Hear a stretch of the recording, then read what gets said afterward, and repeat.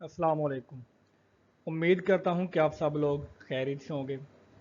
आज की इस वीडियो में हम एसिड और बेसिस की डिफरेंट थ्योरीज और इनके बेसिक कॉन्सेप्ट को स्टडी करेंगे।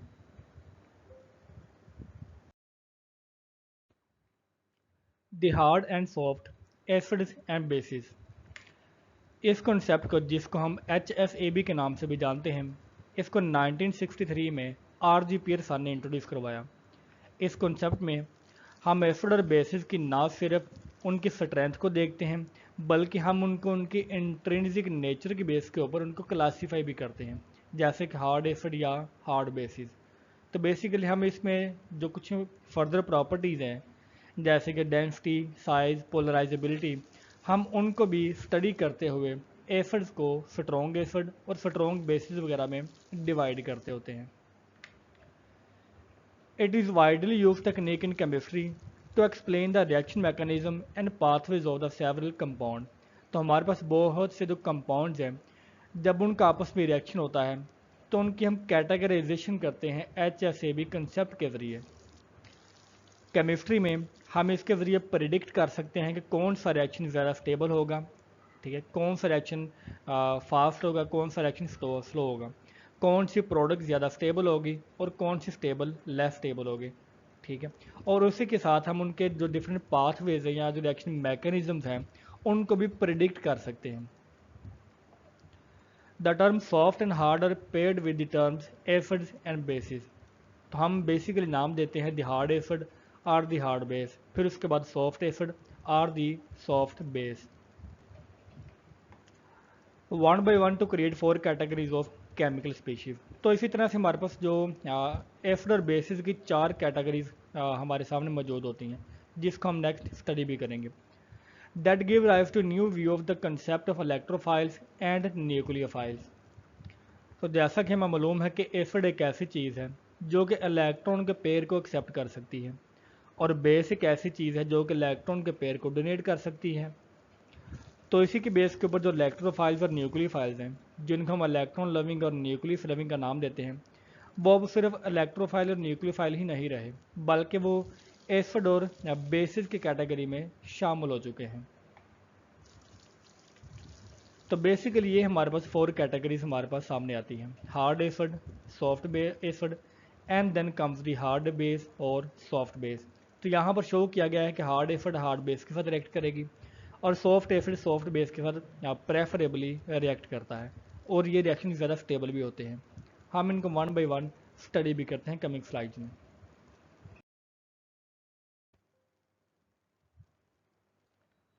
Soft bases. तो सॉफ्ट बेस एक ऐसा सब्सटेंस है जिसमें मंदरजा वेल प्रॉपर्टीज़ मौजूद होंगी। फर्स्ट ऑफ ऑल हम देखते हैं कि इनकी जो सबसे मेन आइडेंटिफिकेशन है वो इनकी हाई पोलराइजेबिलिटी है।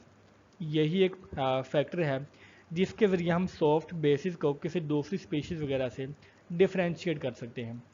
तो हाई पोलराइजेबिलिटी का मतलब ये है कि इनके जो एटम्स या कंपाउंड होते हैं, इनका इलेक्ट्रॉनिक क्लाउड बहुत जल्दी डिस्टॉर्ट हो सकता है। इट मीन्स कि बहुत ज़्यादा इसको कोई दूसरा मालिक्यूल जो कि अगर पोलर मालिक्यूल होगा तो वो उसके इलेक्ट्रॉनिक क्लाउड को डिस्टोर करके इसको इंड्यूस कर सकता है पोलर कंपाउंड बनने में।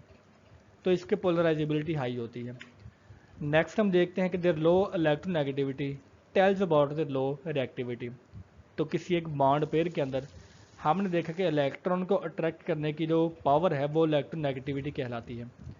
तो सॉफ्ट बेसिस की इलेक्ट्रोनेगेटिविटी लो होती है। इट मीन्स कि वो इलेक्ट्रॉन पेयर को स्ट्रोंगली अपनी तरफ नहीं खींचते, और अगर वो इलेक्ट्रॉन लविंग नहीं है, इट मीन्स कि उनकी रिएक्टिविटी भी लो होगी। Their larger ionic radii correspond to the big sizes. तो इनकी एक और ख़ास बात यह है कि इनका जो आयनिक रेडियाई है या जो आयनिक साइज़ है वो बहुत ज़्यादा होता है। इट मीन्स कि उनका इलेक्ट्रॉनिक क्लाउड ज़्यादा फैला होता है, और यही वजह होती है कि उनकी हाई पोलराइजेबिलिटी होती है। HSAB या hard and soft acid and bases principle के मुताबिक they prefer to combine with the soft acid. तो सॉफ्ट बेसिस रिएक्ट करती हैं सॉफ्ट एसिड्स के साथ। Usually anions and neutral molecules are soft bases. अगर इनके स्पेसिफिकली कंपाउंड्स की बात की जाए तो जो मोस्टली एनाइंस हैं और जो न्यूट्रल मालिक्यूल्स हैं वो सॉफ्ट बेसिस के तौर पर काम करते हैं। मिसाल के तौर पर हाइड्राइड आयन जो कि H का नेगेटिव आयन है हाइड्रोजन का, थायोसाइनाइड आयन, बेंजीन और थायोलेट है। हमने देखा कि तीन हमारे पास नेगेटिव आयन है जो कि सॉफ्ट बेसिस के तौर पर काम करते हैं, और इसके साथ ही एक बेंजीन एक न्यूट्रल मॉलिक्यूल है जो कि बजाते खुद एक सॉफ्ट बेस होता है।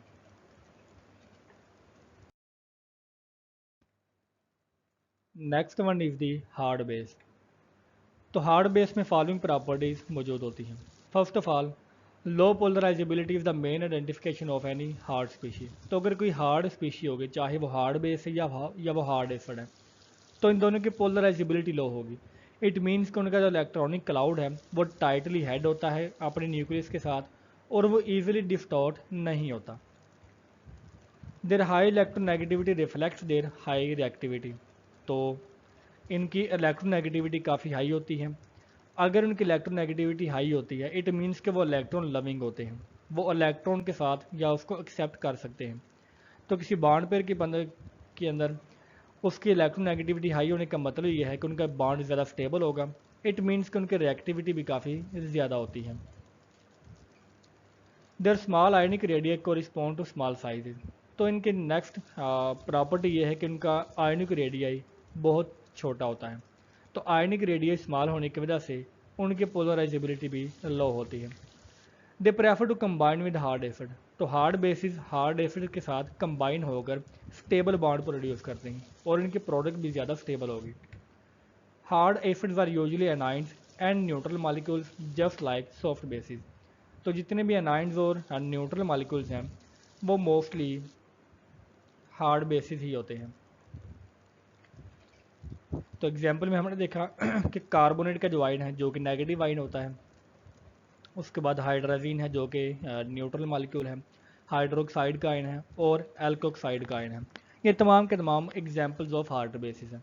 तो हमने देखा कि इनका जो आयनिक रेडियस है वो काफ़ी स्मॉल होता है। मिसाल के तौर पर हाइड्रोक्साइड आयन, ठीक है, तो इनके स्मॉल आयनिक रेडियस होने की वजह से इनकी पोलराइजेबिलिटी काफ़ी लो होती है।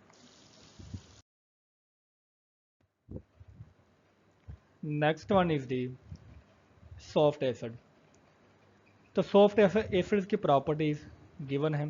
High polarisability as in all soft species. तो जितने भी सॉफ्ट एसिड हो या सॉफ्ट बेस हो, इनकी पोलराइजेबिलिटी हाई होगी। इट हाई पोलराइजेबिलिटी का मतलब यह है कि उनका जो इलेक्ट्रॉनिक क्लाउड है वो ईजिली डिस्टॉर्ट या डिफॉर्म हो जाता है। देयर लार्जर साइज को respond to their high polarisability, और इनकी हाई पोलराइजेबिलिटी उनके ज़्यादा या बड़े साइज़ की वजह से होती है। इट मीन्स कि उनका जो अटामिक और आयनिक रेडियस है वो ज़्यादा होता है। इट मीन्स कि उनके जो आउटर इलेक्ट्रॉन्स हैं वो लूजली बाउंड होते हैं उनके न्यूक्लियस के साथ, और इसकी वजह और यही चीज़ उनमें सॉफ्टनेस पैदा करती है। Low charge densities and oxidation state are one of their indication. तो सॉफ्ट एसिड में जो मेन इंडिकेशन है कि इनकी डेंसिटी लो होगी, ठीक है, क्योंकि इनका जो एटॉमिक साइज़ है वो बहुत ज़्यादा होता है। और नेक्स्ट वन ये है कि इनकी जो ऑक्सीडेशन स्टेट है उनके ज़रिए भी हम सॉफ्ट एसिड को फाइंड कर सकते हैं।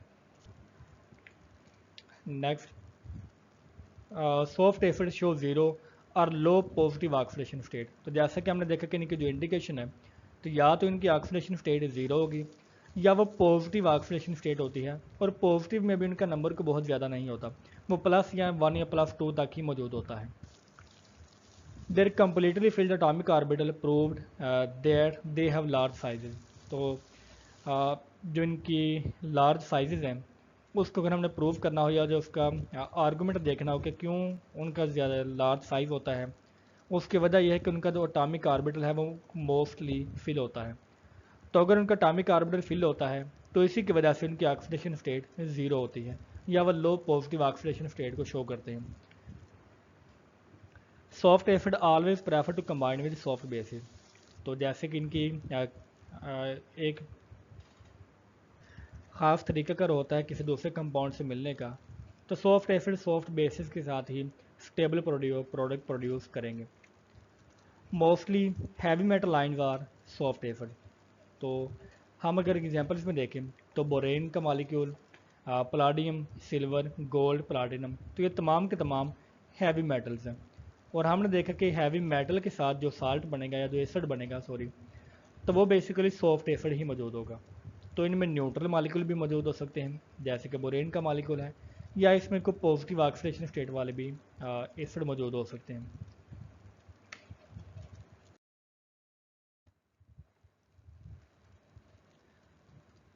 Next one is the hard acid. तो हम हार्ड एसिड में देखते हैं कि low polarisability as in all hard species, तो चाहे वो हार्ड एसिड हो या हार्ड बेस हो तो उनकी पोलराइजेबिलिटी लो होती है। Their smaller size correspond to their low polarisability, और इनकी जो लो पोलराइजेबिलिटी होती है वो डेफिनेटली उनके स्मॉलर साइज की वजह से ही होती है। हाई चार्ज डेंसिटी, अगर अगर उनका साइज स्मॉल है तो इट मीन्स कि उनकी चार्ज डेंसिटी बहुत हाई होगी, और इनकी ऑक्सीडेशन स्टेट जो है वो ही इनकी इंडिकेशन होती है, बिल्कुल ऐसे जैसे सॉफ्ट एसिड की होती है। तो हमने देखा कि जो हार्ड एसिड हैं उनकी हाई पॉजिटिव ऑक्सीडेशन स्टेट होती है, मतलब वो +3 +4 या +7 तक भी उनकी ऑक्सीडेशन स्टेट पहुंच सकती है। Their empty ionic orbital prove that they have small size, तो जैसे कि उनका अटॉमिक ऑर्बिटल वो मुकम्मल तौर पर फिल नहीं होता, अगर वो मुकम्मल तौर पर फिल नहीं है तो इट मीन्स के उनका साइज स्मॉल होगा, जिसकी मेन वजह उनकी हाई चार्ज डेंसिटी होती है। Hard acids always prefer to combine with hard bases, तो इनका जो रिएक्शन है वो मोस्टली हार्ड बेसिस का के साथ ही होगा, और mostly light metal ions are hard acid, तो ऐसे मेटल आयंस जिनका एटॉमिक मास कम होता है वो मोस्टली हार्ड एसिड्स के तौर पर जाने जाते हैं। जैसे कि एल्कली मेटल्स हैं, इनका एटॉमिक नंबर काफ़ी लो होता है और एटॉमिक साइज भी लो होता है। बोरॉन, ट्राइफ्लोराइड, क्रोमियम के आयंस, टाइटेनियम और हाइड्रोनियम का आयन, ये तमाम के तमाम हार्ड एसिड्स हैं।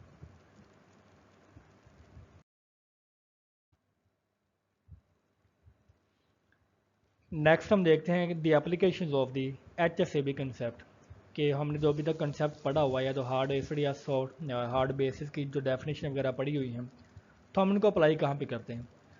तो हम देखते हैं कि first of all the relative stability of the complexes, तो हम इससे प्रिडिक्ट करते हैं कि हमारा जो कम्प्लेक्स बनेगा उनकी स्टेबिलिटी कैसी होगी। HSAB concept explain the relative stability of complexes very well, तो हम इसको बहुत अच्छे तरीके से जो कम्प्लेक्स बनेगा एसिड और बेस के ज़रिए उसकी स्टेबिलिटी को बहुत अच्छे तरीके से हम फाइंड कर सकते हैं।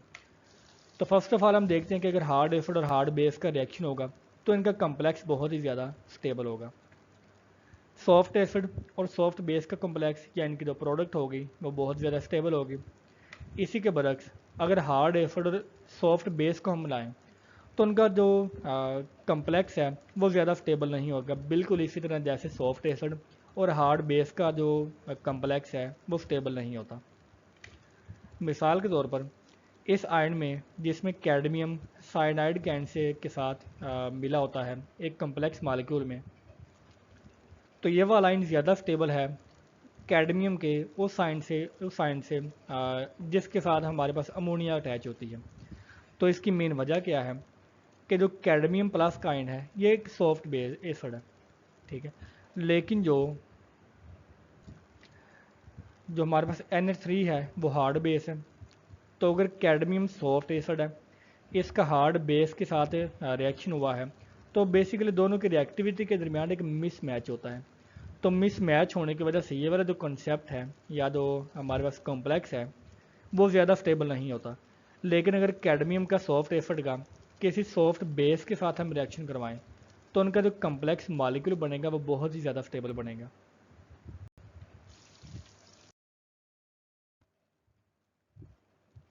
नेक्स्ट एप्लीकेशन में हम देखते हैं the prediction of rates and direction of reaction, तो हम रिएक्शन के रेट की और रिएक्शन फारवर्ड में जाएगा या वो रिवर्स में जाएगा, तो हम इन दोनों को प्रेडिक्शन भी कर सकते हैं। The reaction which involve the hard hard और द सॉफ्ट सॉफ्ट कॉम्बिनेशन और फास्टर, तो जैसा कि हमने देखा कि हार्ड एसिड या हार्ड बेस की या सॉफ्ट एसिड और सॉफ्ट बेस का अगर हम रिएक्शन करवाएं तो उन दोनों के दरमियान मिसमैच नहीं होता। इट मीन्स कि उनकी रिएक्टिविटी बहुत ज़्यादा होती है, ठीक है, तो मिसमैच ना होने की वजह से इनकी रिएक्टिविटी ज़्यादा होगी और वो रिएक्शन फास्ट होंगे than those involve a hard soft या केमिकल स्पेशीज कॉम्बिनेशन। तो अगर हम हार्ड या सॉफ्ट को मिलाएं, चाहे वो हार्ड एसिड हो या वो हार्ड बेस हो, तो इसको अगर हम मिलाएं हार्ड एसिड या सॉफ्ट एसिड के साथ, ठीक है, मतलब दोनों सेम ना हो, तो उनकी जो रिएक्शन की स्पीड है वो बहुत ही कम होगी। The reaction proceeds in that direction which involve a hard hard और सॉफ्ट सॉफ्ट कॉम्बिनेशन। तो अगर इनकी रिएक्टिविटी ज़्यादा होती है तो इट मीन्स कि वो फॉरवर्ड डायरेक्शन में ही मूव करेगा, जो कि ये कम्बिनेशन को प्रेफर करता है। For example H plus reaction करता है CH3HDOH के साथ और ये प्रोड्यूस करता है CH3 और H2O। और सेकंड रिएक्शन में हम देखते हैं कि H plus plus CH3HDS plus SH ये रिएक्शन करके H2S को और CH3HD प्लस को प्रोड्यूस करता है। तो हमने देखा कि direction one will go to the right because it prefers the combination of hard acid H plus with hard base OH minus. तो यहाँ पर H प्लस एक हार्ड एसिड है और OH माइनस जो इस कंपाउंड में मौजूद है वो एक हार्ड बेस है। तो हार्ड एसिड का हार्ड बेस के साथ जो रिएक्शन है वो प्रेफरेबल होता है, तो इट मीन्स कि वो रिएक्शन फॉरवर्ड डायरेक्शन में जाएगा, वो राइट साइड में जाएगा और इसकी रिएक्टिविटी ज़्यादा होगी। इसी के बरक्स जो रिएक्शन 2 है will proceed to the left, तो ये रिएक्शन लेफ्ट में जाएगा because it prefers the combination of a soft base जो कि SH माइनस की बेस है जो कि यहाँ पर मौजूद है, ठीक है, विद ए सॉफ्ट एसिड जो कि CH3HD प्लस का आयन है। तो बेसिकली यहाँ पे होता क्या है कि ये वाली हमारे पास एक सॉफ्ट एसिड है और इसी के साथ ये सॉफ्ट बेस अटैच है।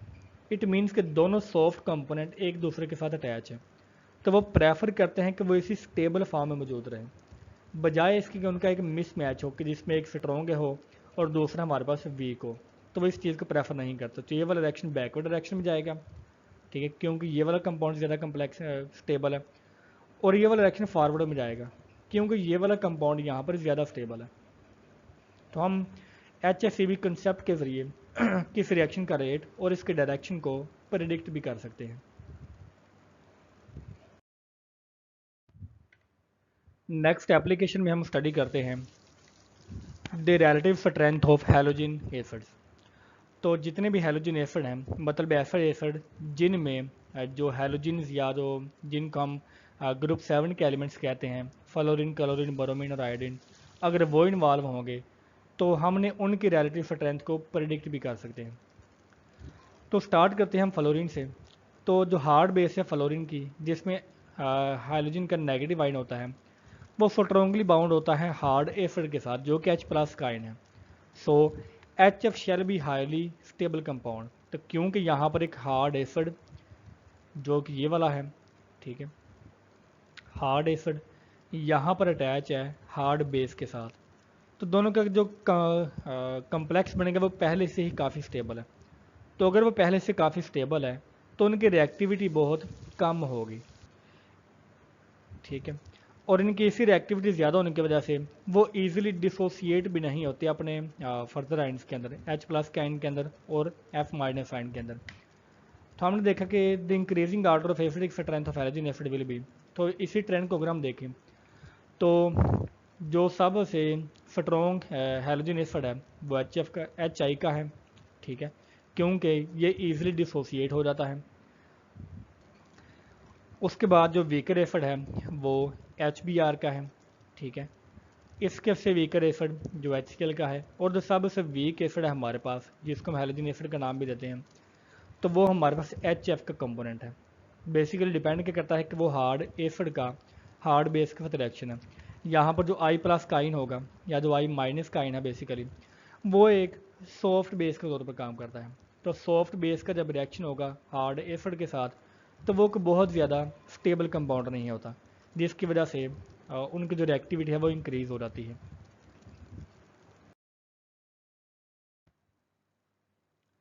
Next application is the biological application.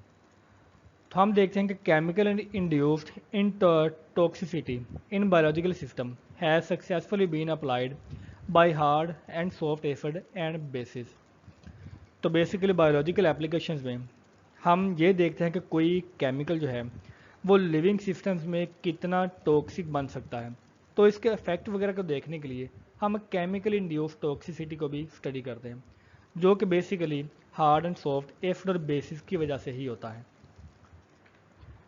Most soft acids and soft bases are harmful to alive organism. तो हमने देखा कि अगर तो सॉफ्ट एसिड हो गई या सॉफ्ट बेस होगी तो वो जिंदा जानदारों के लिए काफ़ी ज़्यादा हार्मफुल होता है।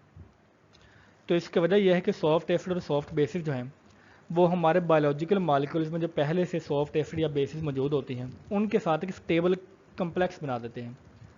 तो अगर हम बाहर से कोई सॉफ्ट एसिड इंड्यूस करते हैं और हमारी बॉडी के अंदर पहले से ही सॉफ्ट बेस मौजूद है, तो दोनों के दरमियान एक स्टेबल कम्प्लेक्स बनेगा जो कि हमारी जो ऑर्गेनिज्म की एक्टिविटी है उसको हार्म करेगा। तो उसी को हार्म करने की वजह से ही हमारे लिए नुकसानदेह होता है, ख़ासतौर पर तमाम जानदारों के लिए। ठीक है, तो this is because they can combine with soft acid and soft basis present in side the body. For example, जो कार्बन मोनोऑक्साइड है वो एक सॉफ्ट बेस है, ठीक है, जो कि सॉफ्ट एसिड के साथ रिएक्शन कर देती है, जो कि बेसिकली हेमोग्लोबिन में मौजूद आयरन का कंपाउंड होता है। तो आयरन के साथ रिएक्शन करने के साथ सॉफ्ट एसिड और सॉफ्ट बेस आपस में एक स्टेबल कम्प्लेक्स बनाएंगे। स्टेबल कम्प्लेक्स बनाने की वजह से जो हमारे हेमोग्लोबिन के ऑक्सीजन कैरी करने की जो कैपेसिटी है वो काफ़ी ज़्यादा कम्प्लेक्स होती है, कम हो जाती है, क्योंकि हेमोग्लोबिन में अब ऑक्सीजन के बजाय वहाँ पर कार्बन मोनोऑक्साइड जो है वो ज़्यादा स्ट्रॉन्गली अटैच होता है। नेक्स्ट एप्लीकेशन में हम देखते हैं द पॉइजनस मेटल कैटालिस्ट। तो HSAB का जो कंसेप्ट है इसकी जो मेन एप्लीकेशन है वो हेट्रोजीनियस और होमोजीनियस कैटालिसिस में भी मौजूद होती है, जो कि किसी रिएक्शन की जो सिलेक्टिविटी है उसको इम्प्रूव करने के काम आती है। हम इसमें हार्डनेस और सॉफ्टनेस किसी रिएक्टेंट और या किसी प्रोडक्ट की हम उसको स्टडी करते हैं, और उनको स्टडी करने के साथ ही हम इंटरेक्शन को भी स्टडी करते हैं, और इन तमाम चीज़ों को स्टडी करने के बाद हम प्रिडिक्ट कर सकते हैं कि कौन सा रिएक्शन ज़्यादा सेलेक्टिव है, और ठीक है, और कंडीशन चेंज करने के बाद कौन सा रिएक्शन ज़्यादा सेलेक्टिव नहीं होगा। It can also be used to separate or isolate the desired product or intermediate from a chemical reaction। तो इसका एक और बेनिफिट ये है कि हमारे किसी केमिकल रिएक्शन के दौरान हम कैटलिस्ट को या रिएक्शन कंडीशन को ट्यून करने के बाद, ठीक है, हम जो अनवांटेड साइड प्रोडक्ट है उसको मिनिमाइज भी कर सकते हैं। तो मिनिमाइज करने के साथ हम जो डिजायर्ड प्रोडक्ट है हम उसको आइसोलेट भी कर सकते हैं या सेपरेट भी कर सकते हैं। When an impurity binds with the activation site of the catalyst is deactivated and this is known as the poisoning a metal catalyst। इसके साथ ही हमने देखा कि बाज़ दफ़ा किसी एक ख़ास कैटालिस्ट की किसी ख़ास इम्प्योरिटी के साथ जो इंटरेक्शन है वो बहुत ज़्यादा स्ट्रॉन्ग हो जाता है। मिसाल के तौर पर अगर जो कैटालिस्ट है वो एक स्ट्रॉन्ग एसिड के तौर पर काम कर रहा हो और हमारे किसी सोल्यूशन के अंदर या रिएक्टिंग मटेरियल के अंदर एक स्ट्रॉन्ग बेस मौजूद हो, तो जो इम्प्योरिटी है जो कि बेसिकली सॉफ्ट बेस हो सकती है वो कैटालिस्ट की एक्टिव साइड के ऊपर अटैच हो जाती है, और अटैच होने के बाद वो उसकी जो एक्टिविटी है उसको रिड्यूस कर देती है। तो हम इस कंडीशन को पॉइजनिंग या डीएक्टिवेशन का नाम भी देते हैं। तो बेसिकली अगर हम कोई ख़ास कैटालिस्ट यूज़ कर रहे हैं तो HSAB थ्योरी ये बताती है कि हमें पहले से पता हो कि अगर हमारा कैटालिस्ट एक सॉफ्ट एसिड है और हमारे प्रोडक्ट में फॉर एग्जांपल सॉफ्ट बेस मौजूद है, तो हम वहाँ पर इन दोनों को यूज़ ना करें ताकि जो एक्टिवेशन साइट है वो वहाँ पर अटैच ना हो, ख़ास तौर पर इम्प्योरिटी। एप्लीकेशंस को स्टडी करने के बाद हम हार्ड एंड सॉफ्ट एसिड और बेसिस का जो कंसेप्ट है उसके लिमिटेशन को भी स्टडी करेंगे। Although very useful the HSAB theory has also some shortcoming. तो हम इनकी जो शॉर्ट कमिंग है वो देखते हैं। First of all, it has not direct quantitative scale of acid base strength. तो जो HSAB का कंसेप्ट है ये बेसिकली क्वालिटेटिव अप्रोच है, ठीक है, इसमें हम कोई डायरेक्ट कैलकुलेशन नहीं कर सकते। इट मीन्स कि ये सिर्फ कंपेरिजन्स और प्रिडिक्शंस के लिए मौजूद होता है। लेकिन अगर हमने जो कैसे सिस्टम की जो एनर्जेटिक्स है, ठीक है, या उसकी एसिड और बेस की स्ट्रेंथ को अगर हमने कैलकुलेट करना हो तो वो क्वांटिटेटिव जो मेजरमेंट है वो प्रोवाइड नहीं करता, ठीक है। As it is a widely general technique in this perspective, क्योंकि ये स्पेसिफिक नहीं होती और ये जनरल प्रिंसिपल के तौर पर काम करता है, और ये सिर्फ और सिर्फ क्वालिटेटिव अप्रोच, ये क्वांटिटेटिव अप्रोच नहीं है, जो कि बेसिकली इसकी बहुत बड़ी लिमिटेशन है। HSAB principle fails to explain the reaction which happens due to the combination of hard acid and soft base and vice versa। तो इस कंसेप्ट के मुताबिक जो हार्ड एसिड और सॉफ्ट बेस है या जो हार्ड बेस और सॉफ्ट एसिड है वो आपस में रिएक्शन करके स्टेबल कंपाउंड नहीं बना सकते। लेकिन प्रैक्टिकली हमने देखा कि ऐसे केसेस मौजूद हैं कि जिसमें हार्ड एसिड और सॉफ्ट बेसिस ने आपस में मिलकर एक जो बहुत स्टेबल कंपाउंड है वो भी बना दिया है। तो बेसिकली ये जो थ्योरी है वो इसको प्रिडिक्ट नहीं करती। तो बेसिकली जो अपोजिट साइड है, जैसे कि हार्ड एसिड और सॉफ्ट बेस का जो बॉन्ड है, इसमें कुछ दूसरे कंसेप्ट भी इन्वॉल्व हो सकते हैं, जैसे कि सॉल्वेशन का कंसेप्ट, काइनेटिक्स, और उसके बाद जो लाइजन फील्ड स्टेबलाइजेशन है। तो कुछ दूसरे फैक्टर डोमिनेट कर सकते हैं जो कि HSAB की थ्योरी के बियॉन्ड है, मतलब वो इसका अकाउंट नहीं करती। तो इसी की वजह से ये वाली इसकी लिमिटेशन भी है। We will now study the general concept of Affinity basis and some of the theories also. So first of all हम देखते हैं कि एसिड और बेसिस की जो मोस्टली फिजिकल प्रॉपर्टीज़ हैं, ठीक है, जिनके ज़रिए हम इनको जल्दी से पहचान सकते हैं। तो हम देखते हैं कि जो एसिड्स हैं एसिड हैव सोर टेस्ट, तो इनका जायका खट्टा सा होता है।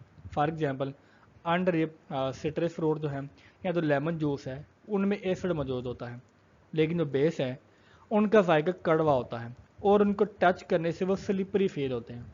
जैसे इसकी बेहतरीन एग्जांपल हमारा सोप है। सोप एक बेस होती है, ठीक है, तो बेस जो है वो स्लिपरी टू टच होती है। Next one is that they turn blue litmus paper, तो वो ब्लू लिटमस को रेड में कन्वर्ट करते हैं। ठीक है, हमारे पास एक लिटमस पेपर होता है, अगर हम इसको किसी एसिड के सोल्यूशन में डबोएंगे तो वो अगर उसका कलर पहले ब्लू है तो वो उसको रेड में कन्वर्ट कर देगा, लेकिन इसके बरक्स जो बेसिस हैं वो रेड लिटमस पेपर को ब्लू में कन्वर्ट कर देती है। Acids are corrosive in concentrated form, तो अगर ये एसिड कंसनट्रेटेड फॉर्म में होंगे, ठीक है, तो वो क्रोजन को एक्टिवेट करवाते हैं या क्रोजन के प्रोसेस को स्पीड अप करवाते हैं और वो खुद भी काफ़ी ज़्यादा क्रोसिव होते हैं। लेकिन जो बेसिस हैं NaOH और KOH के अलावा ये तमाम के तमाम नॉन क्रोसिव होते हैं। एसिड का एक्व सोल्यूशन वो इलेक्ट्रिक करंट को कंडक्ट कर सकता है, बिल्कुल उसी तरह जैसे कि बेसिस का जो एक्व सोल्यूशन है वो इलेक्ट्रिक करंट को कंडक्ट करवा सकता है। तो बेसिकली जब वाटर में हम इनको डिजोल्व करते हैं, इनके रिस्पेक्टिव आइंस बनते हैं, तो इन आइंस की वजह से इलेक्ट्रिसिटी वहाँ से कंडक्ट हो सकती है।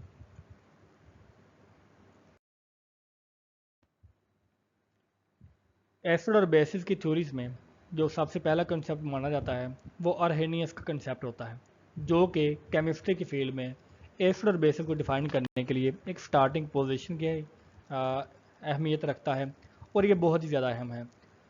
तो 1787 में अर्हेनियस ने इस कंसेप्ट को प्रपोज किया और इसी कंसेप्ट के मुताबिक acid is a substance which dissociate in aqueous solution to give hydrogen ion. तो एसिड एक ऐसी चीज़ है जिसको अगर हम किसी पानी के अंदर डिज़ोल्व करेंगे तो पानी के अंदर डिज़ोल्व होने के बाद वो हमें H+ के आयन प्रोवाइड करेगा। ठीक है, H+ का आयन हाइड्रोजन का आयन प्रोवाइड करेगा। और जनरली हम देखते हैं कि Ha यहाँ से पर H से मुराद हमारा कोई भी एसिड हो सकता है, सॉरी हाइड्रोजन का आयन है, और A से मुराद यहाँ पर कोई एसिड है। जैसे ही हम इसको वाटर में डिज़ोल्व करते हैं तो एसिड अपने रिस्पेक्टिव आइंस में डिसोसिएट होता है, तो ये H+ का आयन प्रोवाइड करता है। तो अगर कोई भी कंपोनेंट अगर वो H+ का आयन प्रोवाइड करता है वाटर के अंदर तो अर्हेनियस के मुताबिक वो एसिड है। मिसाल के तौर पर कुछ दूसरे कंपोनेंट जैसे कि HCl, HNO3, CH3COOH, HCN, ऐसे मालिक्यूल जिनमें H+ का आयन मौजूद होता है वो तमाम के तमाम पानी में आयनाइज होकर H+ का आयन प्रोवाइड करते हैं। For example HCl give H+ ion. Secondly हम देखते हैं कि HNO3 ये H+ का आयन देती है, और जो हमारे पास CH3COOH है ये भी H+ का आयन प्रोवाइड करती है। तो अर्हेनियस के मुताबिक ये तमाम के तमाम एसिड्स हैं।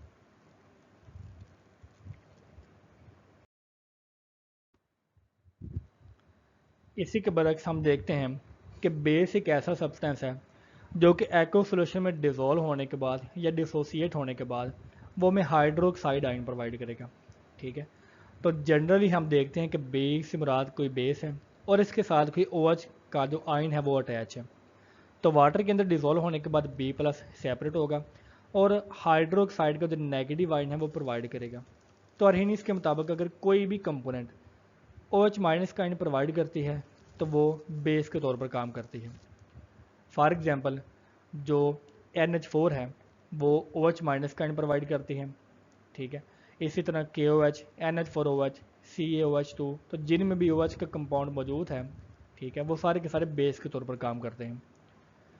तो लिहाजा अर्हेनियस के कंसेप्ट के मुताबिक ठीक है। अगर हम इसको एक लाइन में लिखना चाहें तो acids give H plus sign in water, bases give OH minus sign.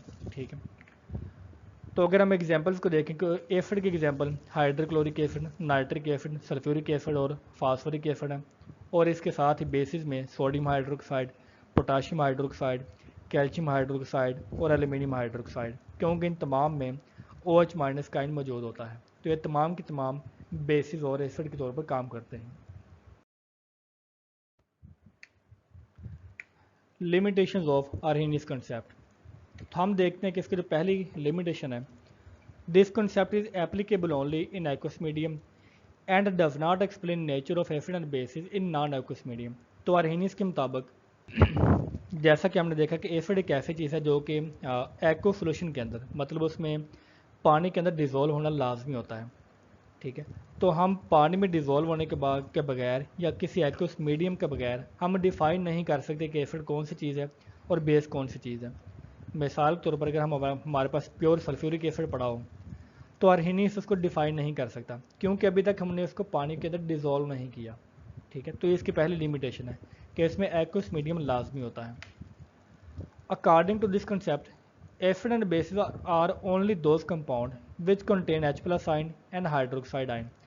तो आर्हेनियस के मुताबिक लाजमी है कि हर एसिड के अंदर H प्लस का आयन मौजूद हो, और आर्हेनियस के मुताबिक ये लाजमी है कि हर बेस के अंदर OH माइनस का आयन मौजूद हो। ठीक है। लेकिन हम देखते हैं कि आर्हेनियस जो है वो CO2 और NH3 जैसे कंपाउंड वगैरह को, ठीक है, वो एक्सप्लेन नहीं कर सकता। हमने देखा कि प्रैक्टिकली जो कार्बन डाइऑक्साइड का मालिक्यूल है वो एक एसिड के तौर पर काम करता है और अमोनिया का मालिक्यूल एक बेस के तौर पर काम करता है। लेकिन हमने देखा कि कार्बन डाइऑक्साइड में H प्लस का आयन मौजूद नहीं होता। ठीक है। तो आर्हेनियस के मुताबिक ये एसिड नहीं है। NH3 के अंदर कोई OH माइनस का आयन मौजूद नहीं है। तो आर्हेनियस के मुताबिक जो अमोनिया है वो बेसिकली बेस ही नहीं है, हालांकि प्रैक्टिकली वो बेस के तौर पर काम करता है। तो हमने देखा कि although this concept was limited scope, ठीक है, it led to the development of the more general theories of the acid and base behaviour. तो बेसिकली आर्हेनियस ने एसिड और बेस को डिफाइन करने का कंसेप्ट स्टार्ट किया। ठीक है। तो आया कि इसमें लिमिटेशन बहुत ज़्यादा थी, लेकिन इसने बहुत ज़्यादा कंपाउंड को डिफाइन कर दिया, क्योंकि हम मोस्टली हमने देखा कि एसिड और बेस के अंदर H और OH माइनस का आयन मौजूद होते हैं। ठीक है। तो ये जो थ्योरी थी ये इस कंसेप्ट को स्टार्ट करने में काफ़ी ज़्यादा अहमियत की अमल थी। तो इसी थ्योरी के बाद के लिमिटेशन को नलीफाई करने के लिए हमारे पास जो कुछ दूसरी थ्योरीज हैं वो भी वजूद में आती हैं, जैसे कि हमारे पास लेविस की थ्योरी है और ब्रोंस्टेड एसिड और बेस की थ्योरी है, और ब्रोंस्टेड और लोरी की। तो हम वो भी डिफरेंट लेक्चर्स में स्टडी करेंगे। Bronsted and Lowry theory for the acid and bases. तो 1923 में दो साइंटिस्ट, जिनमें से एक डेनिश केमिस्ट ब्रोंस्टेड था और एक इंग्लिश केमिस्ट लॉरी था, इन्होंने इंडिपेंडेंटली स्टडी किया। ठीक है। और इंडिपेंडेंटली इन्होंने स्टडी करने के बाद अपनी एसिड और बेसिस की थ्योरी को प्रेजेंट किया, जिनकी जो बेसिस थी वो प्रोटॉन का ट्रांसफ़र थी। तो बेसिकली ये थ्योरी जो आर्हेनियस का मॉडल था उसकी लिमिटेशंस को ओवरकम करके एक नई डेफिनेशन प्रोवाइड करती है एसिड और बेसिस की। ठीक है। तो हमने देखा कि according to this concept an acid is a substance molecule और आयन, कि एसिड कोई भी ऐसा सब्सटेंस है जिसमें कोई मालिक्यूल भी हो सकता है, मतलब कि वो न्यूट्रल एटम या मालिक्यूल हो सकता है, या वो कोई आयन हो सकता है जिसके ऊपर पॉजिटिव या नेगेटिव चार्ज है, that can donate A proton, ठीक है, H प्लस का आयन टू अनदर सब्सटेंस। तो हमने यहाँ पर H प्लस साइन की बात नहीं की, बल्कि हम प्रोटॉन की बात करते हैं, जो कि दूसरे अल्फाज में होता तो H प्लस का आयन ही है, लेकिन इस थ्योरी में हम इसको प्रोटॉन ही कहेंगे। तो अगर कोई सब्सटेंस H प्लस का आयन या प्रोटॉन को डोनेट कर सकता है तो वो एक एसिड के तौर पर काम करेगा। और एक बेसिक ऐसा सब्सटेंस है जो कि प्रोटॉन को एक्सेप्ट कर सकता है किसी दूसरे सब्सटेंस से। तो यहाँ पर हमने बेसिकली देखा कि हम सिर्फ प्रोटॉन ट्रांसफ़र की बात कर रहे हैं। For example, hydrochloric acid act as an acid while NH3 act as a base. तो अगर हम लेवस का मॉडल देखें, सॉरी अर्हीनियस का मॉडल देखें, तो NH3, ठीक है, इसके पास OH माइनस का आयन नहीं है। इट मीन्स कि वो एक बेस के तौर पर काम नहीं कर सकती। लेकिन ब्रॉन्स्टेड और लोरी थ्योरी के मुताबिक NH3 जो है वो एक बेस के तौर पर काम करती है। उसकी वजह क्या है कि वो एक प्रोटॉन को एक्सेप्ट करके एक NH4 का प्लस का जो मॉलिक्यूल है वो प्रोड्यूस करती है। तो HCl में से जो हाइड्रोजन आयन है वो अमोनिया के पास गया, तो इट मीन्स कि ये वाली चीज़ ने एसिड के तौर पर काम किया और अमोनिया ने बेस के तौर पर काम किया, ठीक है। और हमारे पास ये दो कंपाउंड मौजूद हुए। तो इसी तरह हमने देखा कि अगर हम HCl को वाटर के अंदर डिज़ोल्व करें तो दोबारा से HCl एक एसिड के तौर पर काम करता है और वाटर एक बेस के तौर पर काम करता है, ठीक है। तो एसिड एक ऐसी चीज़ है जो कि प्रोटॉन को ट्रांसफ़र करती है और डोनेट करती है, और बेस एक ऐसी चीज़ है जो कि प्रोटॉन को एक्सेप्ट करती है। तो हमने यहाँ पर एक नया कंसेप्ट भी पढ़ना है, कॉन्जुगेट एसिड और कॉन्जुगेट बेस का, ठीक है। तो एसिड और बेस रिएक्शन करने के बाद कॉन्जुगेट एसिड और कॉन्जुगेट बेस को प्रोड्यूस करते हैं, जिसको हम डिटेल में कमिंग स्लाइड्स में स्टडी करेंगे। तो इस रिएक्शन में अगर हम देखें तो ये एक रिवर्सिबल रिएक्शन है, जो कि ब्रोंस्टेड लोरी कॉन्सेप्ट की एक बहुत ही इंपॉर्टेंट एप्लीकेशन या प्रेडिक्शन है, या इसका फीचर कह सकते हैं कि वो रिवर्सिबल रिएक्शन को भी एनकाउंटर करता है। तो अगर ये रिवर्सिबल रिएक्शन है, इट मीन्स कि जो रिवर्स रिएक्शन में जो हमारे प्रोडक्ट्स हैं वो एक रिएक्टेंट के तौर पर काम करती हैं। तो अगर वो रिएक्टेंट के तौर पर काम करती हैं तो उनमें से भी कोई ना कोई एसिड या बेस मौजूद होगा, ठीक है। तो रिवर्सिबल रिएक्शंस में हम एसिड को, जो चीज़ एसिड के तौर पर काम करेगी हम उसको कॉन्जुगेट एसिड का नाम देंगे, और जो चीज़ बेस के तौर पर काम करती है वो कॉन्जुगेट बेस के तौर पर नाम होगा। तो हमने बेसिकली इन दोनों के नामों में डिफरेंशिएट किया है।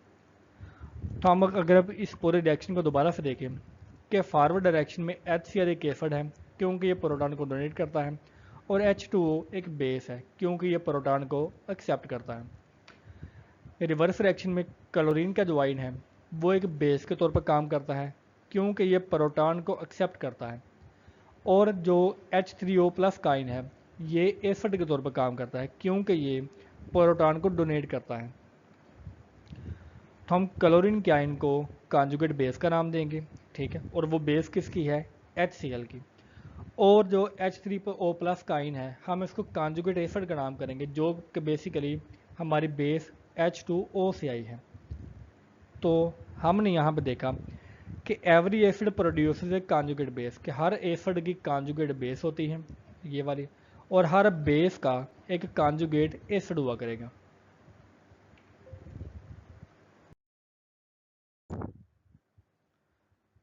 तो हम मज़ीद देखते हैं कि ऐसे रिएक्शंस में हमारे पास कॉन्जुगेट एसिड और बेस का एक पेयर होता है, ठीक है, कि हर एसिड का कॉन्जुगेट बेस होता है और हर बेस का कॉन्जुगेट एसिड होता है। तो बेसिकली वो दोनों पेयर्स के फॉर्म में मौजूद होते हैं। अगर कॉन्जुगेट का नाम देखें तो इसका लिटरली मतलब ये है कि पेयर, ठीक है। तो एक conjugate acid is A species farmed bye accepting A proton by base. तो अगर हम इसको एक दूसरे एंगल से देखें कि अगर एक बेस एक H प्लस का आयन एक्सेप्ट करेगी, ठीक है, तो वो बेसिकली कॉन्जुगेट एसिड को प्रोड्यूस करती है। और अगर कोई एसिड, ठीक है, या जो कोई कॉन्जुगेट बेस है उसके बनने का तरीकाकार ये होता है कि उसका जो एसिड होता है, ठीक है, वो H प्लस का आयन डोनेट करता है, ठीक है। तो इन दोनों की वजह से हमारे पास एक पेयर वजूद में आता है। Thus, conjugate acid base pair differ from one another only by a single proton। तो इन दोनों में जो डिफरेंस होता है वो एक प्रोटॉन का ही होता है और इनमें कोई डिफरेंस नहीं होता।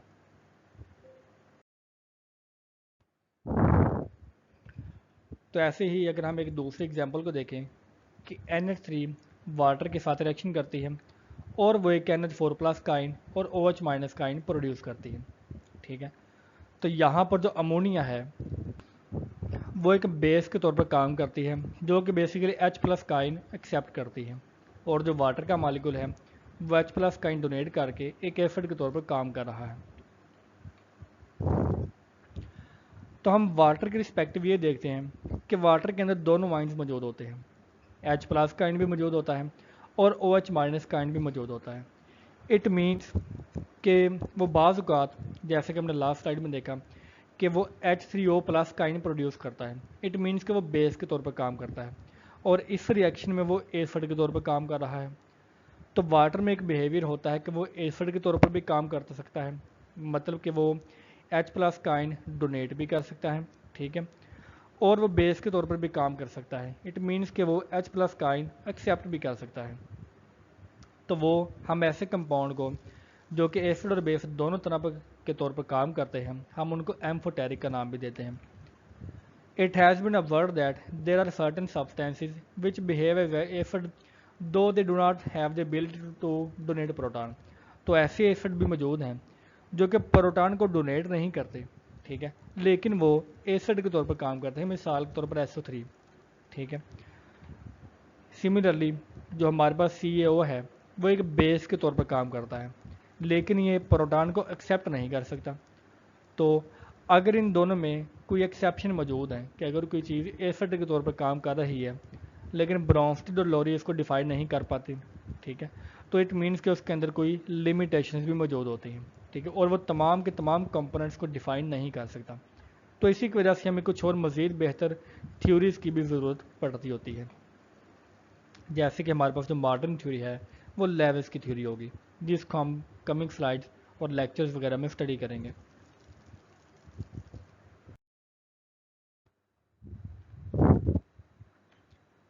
तो बेसिकली ये कुछ एग्जांपल्स हैं, ठीक है, एसिड और बेसिस की, जिनको आप डिटेल से स्टडी भी कर सकते हैं, ठीक है। एसिड और बेस ये प्रोड्यूस करते हैं कॉन्जुगेट एसिड को और कॉन्जुगेट बेस को।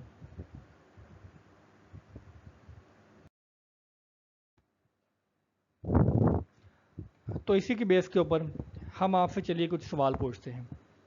आप आइडेंटिफाई करें कि ये जो कंपाउंड्स हैं या जो डिफरेंट टाइम्स हैं, ठीक है, तो इनके कॉन्जुगेट बेसिस क्या होंगी। फॉर एग्जांपल HS माइनस का आयन है, तो इसके बारे में ज़रा सोचें कि इसकी कॉन्जुगेट बेस क्या होगी। अगर HF का मॉलिक्यूल हमारे पास मौजूद है तो इसकी कॉन्जुगेट बेस कौन सी मौजूद होगी। इसी तरह एक्सरसाइज के लिए इनके ज़रा कॉन्जुगेट बेसिस को याद कीजिए कि CO3 माइनस का कॉन्जुगेट एसिड क्या होगा, ठीक है, OH माइनस का कॉन्जुगेट एसिड क्या होगा। और इसी की तरह आप ये ढूंढने की कोशिश करें कि इनमें से कौन से कंपोनेंट एम्फोटेरिक है। इट मीन्स कि वो एसिड के तौर पर भी काम करते हैं और बेस के तौर पर भी काम करते हैं।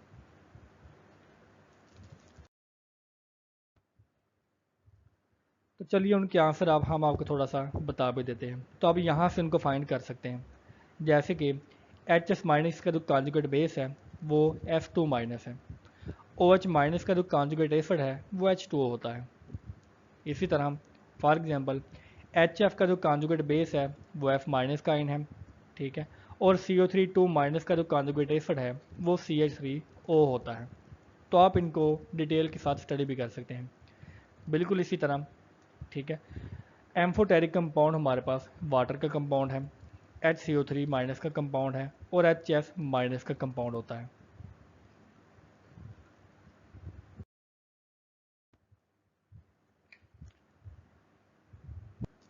केमिस्ट्री में एसिड और बेसिस की फील्ड में एक बहुत ही मॉडर्न और जो प्रोफाउंड कॉन्सेप्ट है एसिड और बेसिस को डिफाइन करने के लिए, वो हमारे पास लेविस का कॉन्सेप्ट है।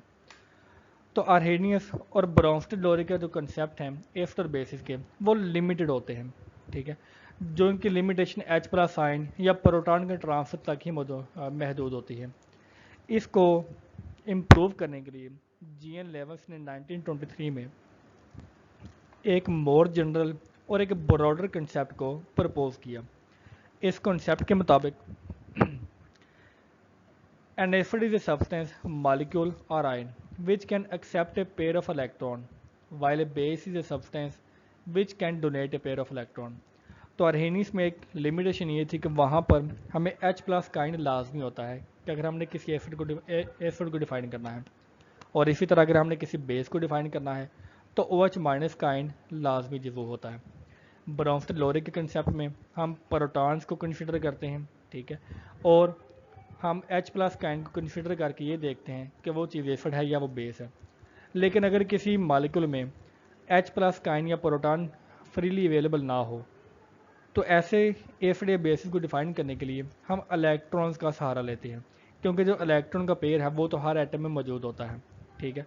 तो हर एटम या तो वो इलेक्ट्रॉन का पेयर एक्सेप्ट कर सकता है या उसको डोनेट भी कर सकता है।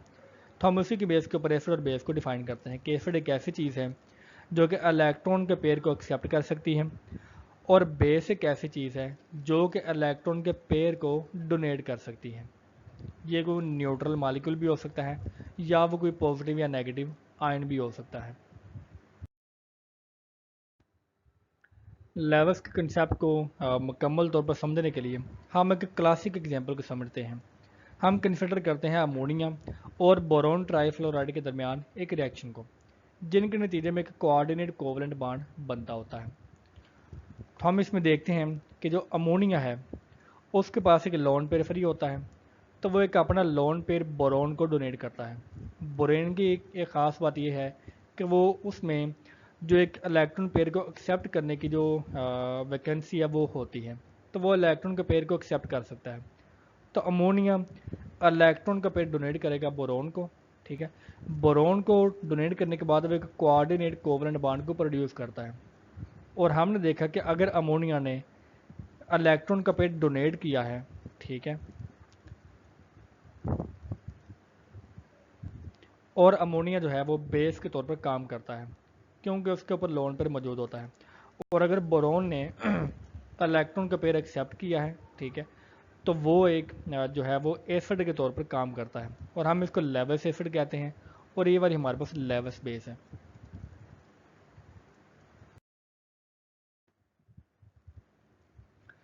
तो मज़ीद हम ये देखते हैं कि जो कैटाइंस हैं जिसमें प्रोटॉन खुद भी हो सकता है, प्रोटॉन मीन H प्लस का आयन या कोई मेटल का आयन हो सकता है, वो तमाम के तमाम लेवस एसिड के तौर पर काम करते हैं क्योंकि वो इलेक्ट्रॉन का पेयर जो है वो एक्सेप्ट कर सकते हैं। फॉर एग्जांपल H प्लस का आयन और NH3 के दरमियान जो रिएक्शन है वो जो हमारे पास लेवस थ्योरी के मुताबिक होता है। H प्लस का आयन में दो इलेक्ट्रॉन्स को हासिल करने की कैपेसिटी मौजूद होती है, और अमोनिया दो इलेक्ट्रॉन्स अपने डोनेट कर सकता है। तो जैसे ही अमोनिया अपने दो इलेक्ट्रॉन्स डोनेट करेगा, ठीक है, तो वो H प्लस उसको हासिल करके एक कोऑर्डिनेट कोवलेंट बॉन्ड प्रोड्यूस करेगा। क्योंकि H प्लस के ऊपर एक पॉजिटिव आयन मौजूद था, तो इस ओवरऑल प्रोडक्ट के ऊपर, जिसको हम अडक्ट का नाम भी देते हैं, एक पॉजिटिव चार्ज मौजूद होगा।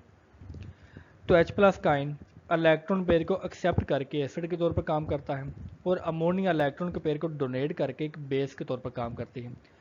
तो बेसिकली यहाँ पर हमने H प्लस की एग्जांपल देखी जो कि प्रोटॉन है।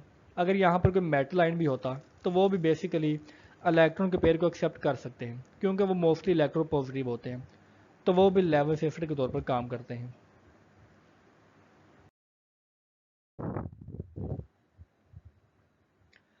तो मज़ीद हम ये देखते हैं कि अगर लेवस एसिड और लेवस बेस के दरमियान कोई रिएक्शन होगा, इट मीन्स के इलेक्ट्रॉन पेयर के ट्रांसफ़र के साथ, तो उनकी जो प्रोडक्ट बनेगी वो हम उसको अडक्ट का नाम देते हैं। तो एक न्यूट्रलाइजेशन रिएक्शन, ठीक है, अगर लेवस के कंसेप्ट के मुताबिक वो डोनेशन और एक्सेप्टेंस होती है इलेक्ट्रॉन के पेयर की, जिसके नतीजे में एक कोऑर्डिनेट कोवलेंट बॉन्ड बनता है, ठीक है। और कोऑर्डिनेट कोवलेंट बॉन्ड बनने के नतीजे में जो हमारी प्रोडक्ट आएगी वो एक सिंगल स्पीशी होगी, ठीक है, जो कि एक अडक्ट का नाम देती है, ठीक है। जब वो बेसिकली एक बॉन्ड बन जाता है तो फिर कोऑर्डिनेट कोवलेंट बॉन्ड और कोवलेंट बॉन्ड में फ़र्क करना मुश्किल होता है, बल्कि हम इसमें फ़र्क नहीं कर सकते क्योंकि तमाम के तमाम बॉन्ड इक्वली बिहेव करते हैं, ठीक है। Acids are electron pair acceptor, तो इसके जनरल डेफिनेशन में इलेक्ट्रॉन के पेयर एक्सेप्ट करने वाले एसिड होंगे और इलेक्ट्रॉन पेयर का डोनेट करने वाले वो बेसिस होंगे। Thus, it is evident that any substance which has an unshared pair of electron can act as a Lewis acid base। तो जैसे कि हमने अरहिनिस में देखा कि OH माइनस का आयन मौजूद होना चाहिए किसी बेस के अंदर, हमने ब्रोमस्टेड में देखा कि जो H प्लस का आयन उसको एक्सेप्ट करना चाहिए, ठीक है। तो यहाँ पर अगर H प्लस का आयन नहीं भी है, ठीक है, अगर उसके पास अनशेड पेयर ऑफ इलेक्ट्रॉन मौजूद है तो वो लेवस बेस है, ठीक है। और अगर उसको एक्सेप्ट करने के लिए किसी दूसरे सब्सटेंस के पास कोई एम्प्टी ऑर्बिटल मौजूद है तो वो लेवस एसिड के तौर पर काम करेगा।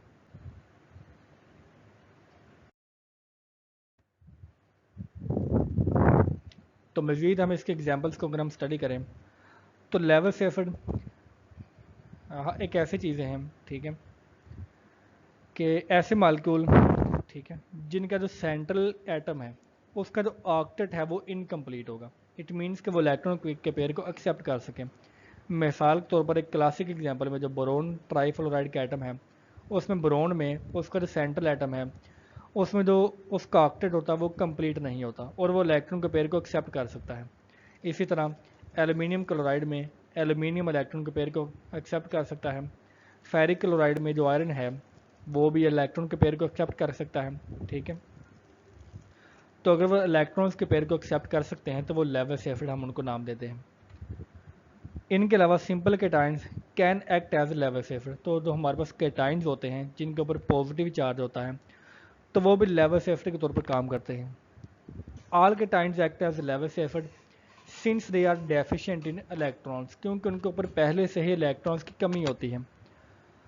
तो however cations like Na+, K+ and Ca2+ ion have very little tendency to accept electron. तो ये वाले इलेक्ट्रॉन जो बहुत ज़्यादा इलेक्ट्रोपॉजिटिव होते हैं, ठीक है, तो उनमें जो इलेक्ट्रॉन को एक्सेप्ट करने की कैपेसिटी बहुत ज़्यादा नहीं होती, ठीक है, तो हम उनको जो वीक एसिड का नाम भी दे सकते हैं। लेकिन जो दूसरे केटाइंस हैं जैसे कि H+, सिल्वर का आयन वगैरह या कोई मेटल केटाइन होगा, तो इनमें इलेक्ट्रॉन को एक्सेप्ट करने की जो टेंडेंसी है वो बहुत ज़्यादा होती है, ठीक है, तो वो तमाम के तमाम स्ट्रॉन्ग लेवस एसिड के तौर पर मौजूद होते हैं।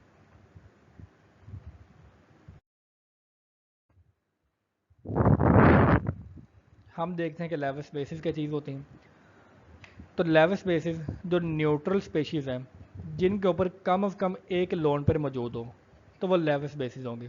मिसाल के तौर पर अमोनिया में नाइट्रोजन के ऊपर, ठीक है, अमाइंस में भी नाइट्रोजन के ऊपर, ठीक है, और अल्कोहल वगैरह में जो एक लोन पेयर है वो मौजूद होता है। अल्कोहल के केस में जो ऑक्सीजन का एटम होता है उसमें दो लोन पेयर मौजूद होते हैं। तो इसी की वजह से अगर उनके ऊपर लोन पेयर मौजूद हैं तो वो एक बेस के तौर पर काम कर सकता है, ठीक है। इन तमाम के ऊपर ये दो डार्ट्स शो कर रहे हैं कि उनके ऊपर एक लोन पेयर मौजूद होता है। इनके अलावा जो नेगेटिवली चार्ज स्पीशीज़ है या जो एनाइंस हैं, इट मीन्स कि उनके ऊपर इलेक्ट्रॉन पहले से ही ज़्यादा मौजूद हैं और वो किसी को इलेक्ट्रॉन डोनेट कर सकते हैं। मिसाल के तौर पर क्लोराइड का आयन, साइनाइड का आयन, हाइड्रोक्साइड आयन जो है, अगर वो इलेक्ट्रॉन को डोनेट कर सकते हैं तो वो लेवस बेस के तौर पर काम किया करेंगे।